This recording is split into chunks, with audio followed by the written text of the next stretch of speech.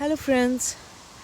Today I want to give a tour of how I am prepping my um, vegetable bed for next year and what are the various activities that go inside.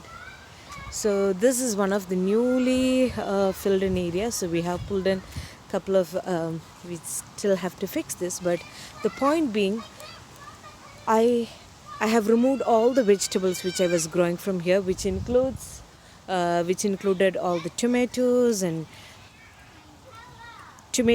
carrots, and it was the kind of produce I got from the small area was enormous. But okay, coming back to how I prep my beds. So if you see, I collect all the the brown leaves from my trees. I have the mixture of my green grass cuttings. I ask my mowers to put those in a specific area, so they collect it there, and later I move it around to the correct places.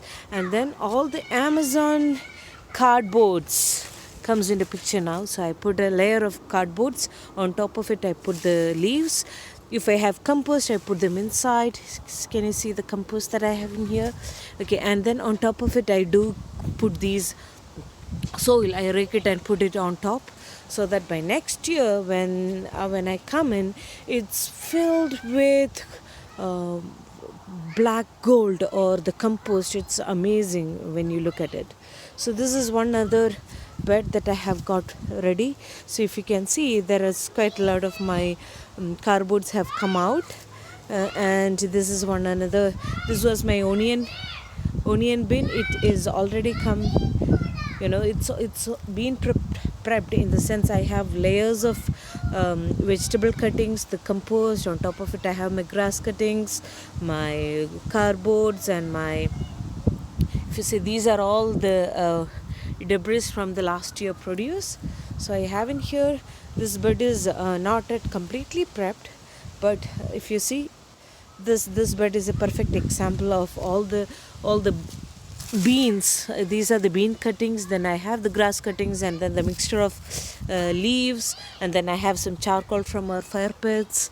I have all these ready. Now I need to still put some cardboard on top of it and then cover it with soil, and so that it will be by next year. This is going to be amazing. You would it's really amazing to see how big all these the worms prefer to have these layers of food for them to eat and be ready until the next spring. So here are some other examples.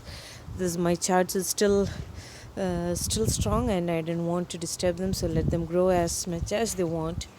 And this is how the vegetable beds would look like once it's if you could see, this is a date plant coming off of my compost.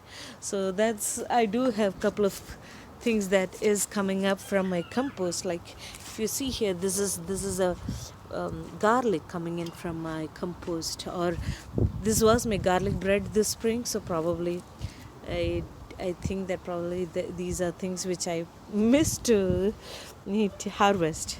So this is where things are. Let me show you how I collect my compost bins. So these are an examples of my compost bin. So I have layers of all my vegetable. If you see, these the tea powders. They use tea powders, the eggshells, the vegetables, the fruits, the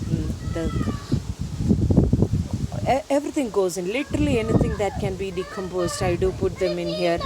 These are a couple of my compost bins, which is already been moved to the vegetable bed for this October. Meanwhile, I stay in Chicago, so October time frame is when I do keep remove all my compost onto the bed, prep my bed for next year. And this is where, if you see, I've collected all my brown leaves and the grass cuttings together. So this is something which I get help from my mowers. So as and when they mow my lawn, I ask them to collect these and put them in here.